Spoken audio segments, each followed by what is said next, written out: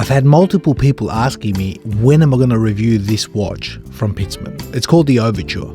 Now this watch features a Swiss high accuracy quartz movement. It boasts around plus or minus 10 seconds per year. And being someone who's normally not into quartz watches, I haven't been able to bond with this watch. And some of you are probably thinking, well, it's because of that quartz movement. Well, no. I actually like the specs of the movement. Number one, it's extremely accurate. And number two, it's got a huge power reserve of 68 months or 5.5 years. So the movement's been great, and that's not been the factor. But looking closely at that dial, you're probably thinking, well, you don't like the dial. And again, I'm going to have to say no, because that dial's quality has completely surpassed my expectation. I know it's probably taken inspiration from the Rolex Celebration dial in some ways, but it might not be to everyone's taste. But I've got to admit, it's exceptionally finished with a lot of attention to finer detail. And sometimes a watch doesn't offer a good micro-adjustable clasp, and that could add to the bonding experience or lack thereof. And with this bracelet, you just press the button and the bracelet adjusts bigger or smaller. So that's not been the issue either. And the only thing left is the price. And the watch coming in at $549, I really don't have a problem with that either, because the quality of that dial, the plus or minus 10 seconds a year accuracy from that Swiss quartz movement, the really impressive push button clasp have all been a delight. So now you're saying, what is it? Why have you not been able to bond with his watch? Well, let me explain.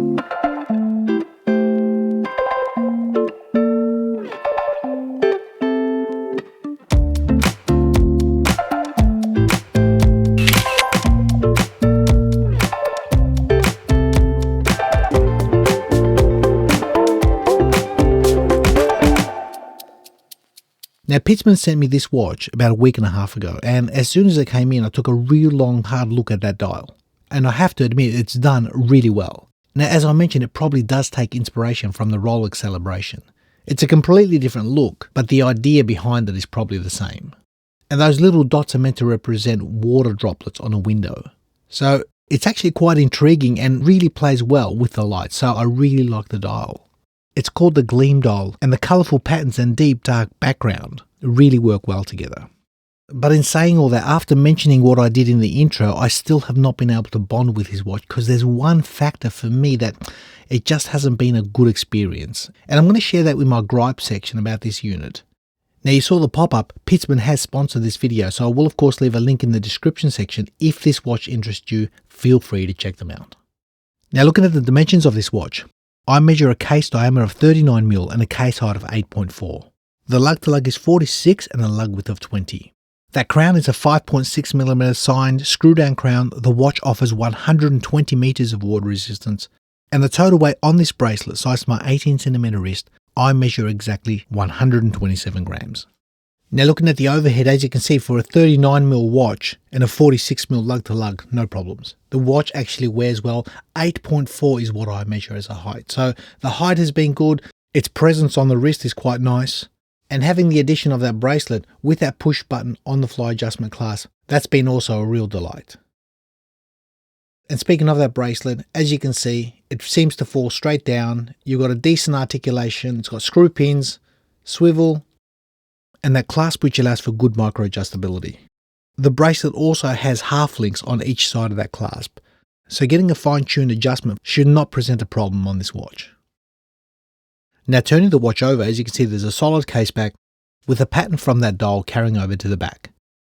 And behind that case back is the Swiss-made ETA F07402 quartz movement. It's a high accuracy quartz boasting plus or minus 10 seconds per year. And you probably notice the time here, it's 10:35 or thereabouts. You see, I've not adjusted the time. Normally I have it 10 past 10 when I do a video, but I've had this running for the past week and a half just to see how accurate it is, and that has not lost or gained a second all week. And being a watch with no date, I've basically hacked it, set the time, and walked away. And that's one of the features that I've enjoyed about this quartz movement. You'll probably never have to adjust that time again until the battery exhausts. Or unless, like myself, you're living in a daylight savings environment, you'll have to unscrew that crown, readjust the time an hour backwards or forwards, and again away you go, because the accuracy has been really good.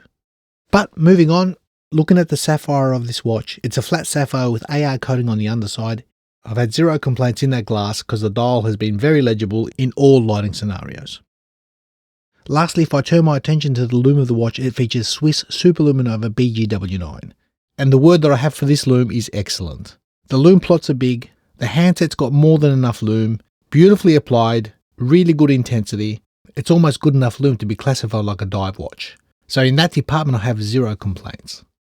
And on that note, what are my gripes or room for improvement on this watch? Well, there's a few of them. And first and foremost, if I turn the watch over, you notice it's got quick release end links.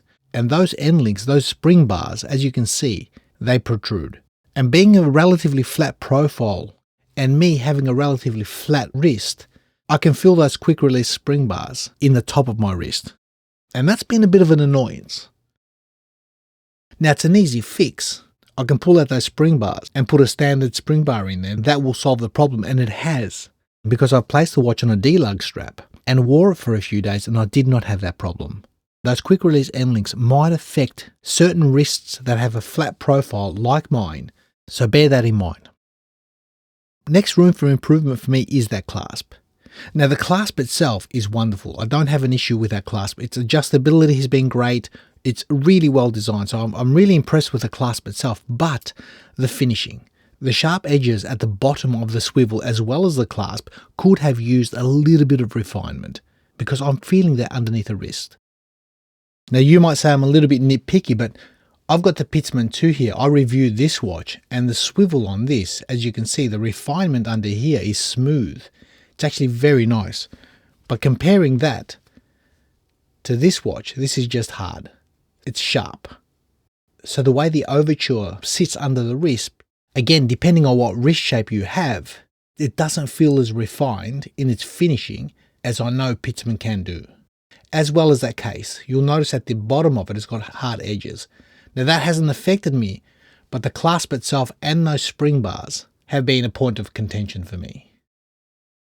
Another room for improvement is that crown. Now that crown comes in at 5.6mm, which is not a big crown. It's just that little bit small in its usage. However, as I mentioned, you probably end up using that crown once every several years if you need to adjust this watch because it is so accurate with that high precision quartz. So for me, that's a minor complaint. If you have to adjust this watch every 5 years or thereabouts, it's really not an issue. And lastly for me, that dial. The dial is beautifully finished, it's executed well, but it will affect legibility. I think having a combination of a beveled handset and high polished markers, it helps. Just in really extreme lighting scenarios, you might have to look twice to get a gauge on time. So just mentioning that for you guys. The only real concern why I've not been able to bond with this watch has been a comfort factor. It's been a frustration with those end links and a little bit of sharpness underneath that clasp. And I think it's like wearing shoes that are the wrong size. If they're not wearing comfortable on your foot, then you're going to see it in your face. And that's how it's been with this watch. So I hope you enjoyed that, guys. My take on the Pitsman Overture. I'm not usually a fan of quartz watches. I don't mind this. A few little tweaks in that comfort factor, and this can become a real delight on the wrist as an everyday, no nonsense, no fuss, put it on, wear it, forget it, and go about your daily activities. So thanks for watching, be well and safe. That watch that you've currently got on your wrist, enjoy it because you bought it for a reason. Continue to enjoy this hobby, and we'll see you in the next one.